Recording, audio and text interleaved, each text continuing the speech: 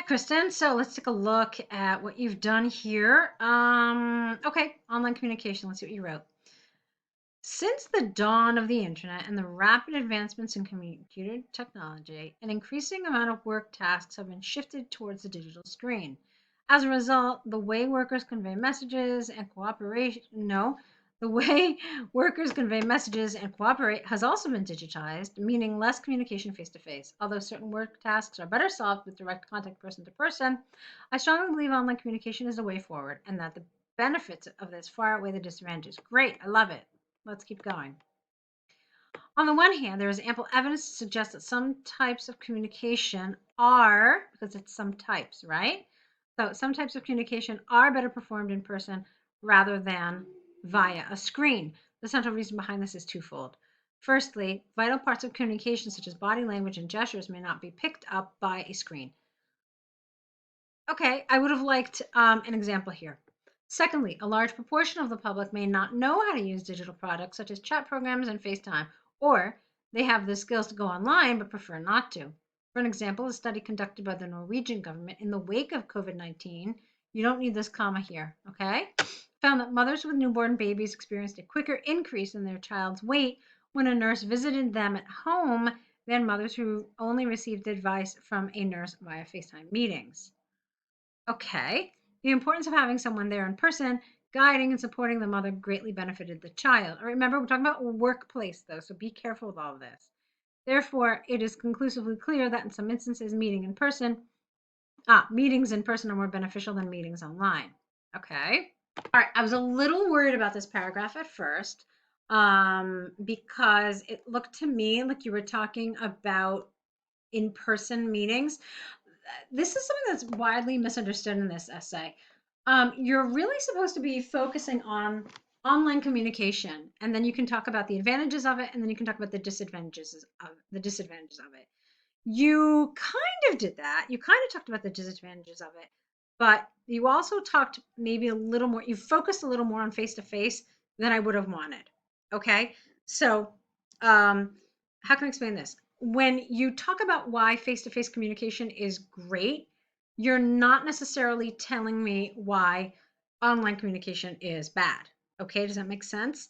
So, you did some good things that I liked. Let me show you. You said, for example, that vital parts of communication cannot be picked up by a screen. Okay. Now, like I said, I definitely wanted some support here. Then you said, people may not know how to use programs. Okay. And then you said, or they do, but they prefer not to. And then I thought that your example, um, it wasn't really workplace. Okay, sure. It is the nurse's workplace.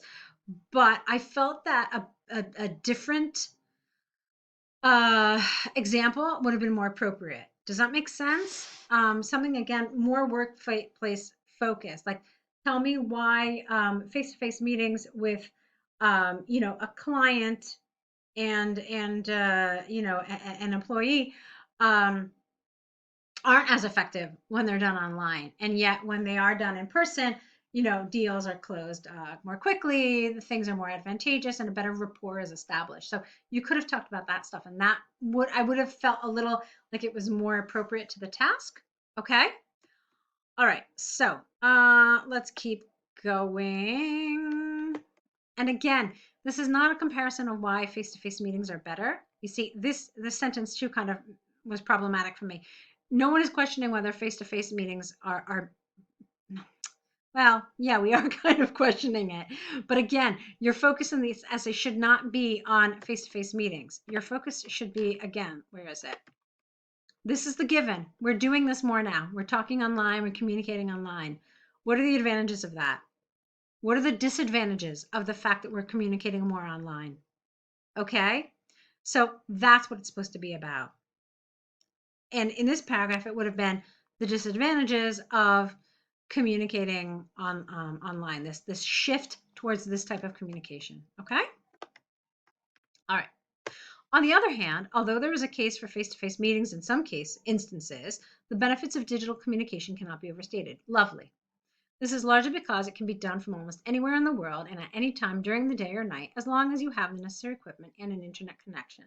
This opens up several advantages for both the worker and the employer, such as revenue savings for the employer and a potentially better work-life balance for the worker. For example, companies may largely reduce the cost of expensive rent for office space in cities, not the cities, okay, in cities, as the employer can provide the same type of work remotely from their own home. From whose own home? The employer's own home? Careful. You don't mean that. So careful with your pronouns. As the employer can provide the same type of work remotely from the employee's home. Careful. In return, the worker saves time by not commuting to the office, meaning potentially freeing up more hours spent with family or friends or for pursuing leisure activities. Okay. Fine. That's fine. You had one main idea. You definitely developed it. You definitely went into some detail. So it's fine. It's fine. To conclude, from the arguments and examples given, although certain forms of work are more advantageous to be performed in person, remember, not really interested in that. I strongly believe the benefits of online communication outweigh outweigh the disadvantages. Okay. Again, it's making sure that your focus here is appropriate. Okay, as it is more cost and time efficient for the employer and may result in a better work-life balance for the worker. Okay, so as far as task achievement is concerned, I definitely feel like this is a lot better than some of the previous essays you've written us. It's more focused, it's more appropriate. However, you kind of fell into this trap that a lot of students fall into by talking about the benefits of face-to-face meetings.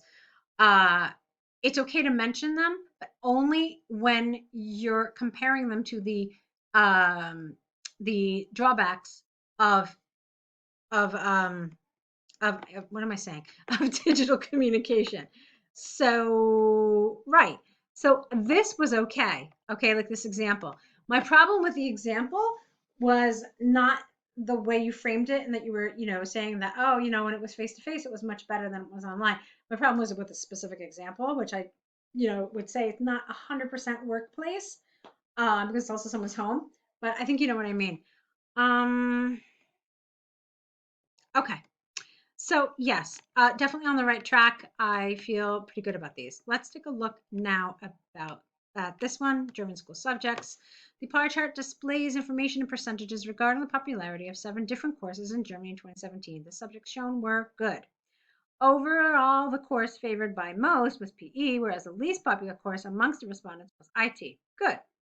The 2 most popular subjects were PE with 22.9%, followed closely by history with 22.4%, providing almost identical scores. Interestingly, these 2 courses accounted for almost half of the popularity votes. Yes, thank you. That's what I always ask people to do.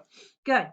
So what you do is you talk about the detail and then you kind of give it a little more holistic, like, hey, just these 2 subjects were almost half. So that was really nicely done. Good.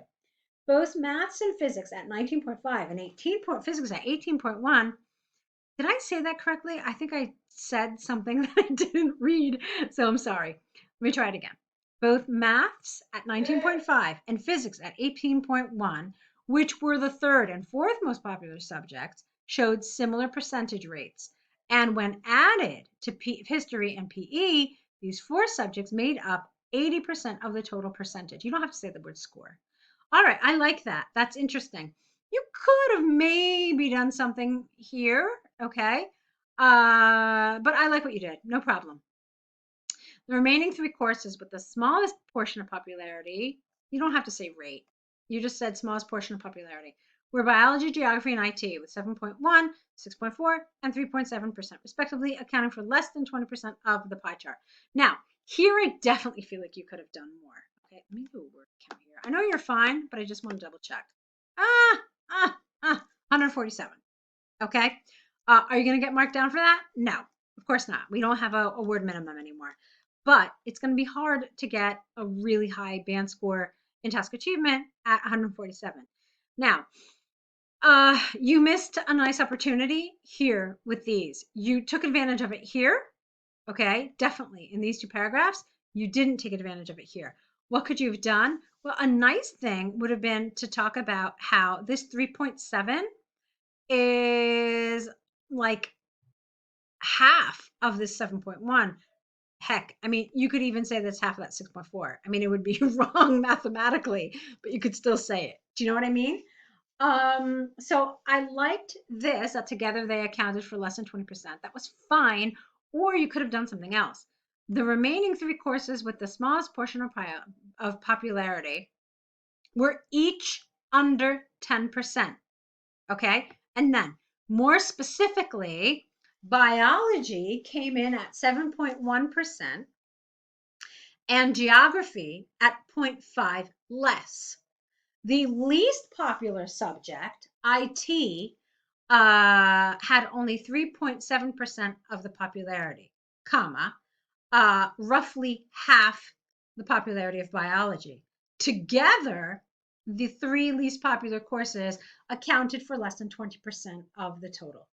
Do you see how I stretched it out a little bit and then I made connections? So that's the kind of thing you want to do.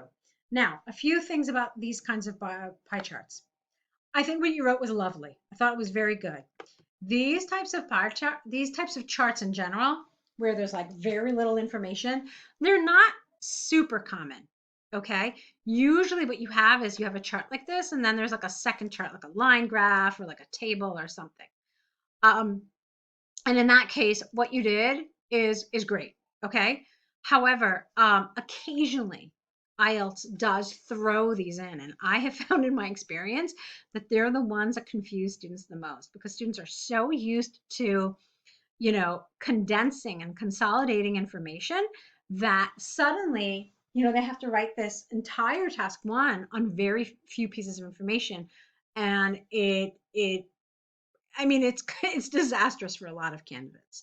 So it is a skill you have to learn. You did really well with those two first body paragraphs. Where are they?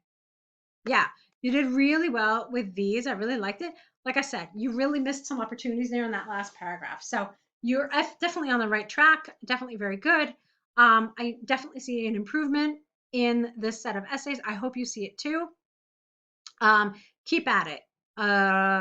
Keep at it. And I imagine that in the next day or so, you'll send us another essay. I'm looking forward to it. So good luck to you.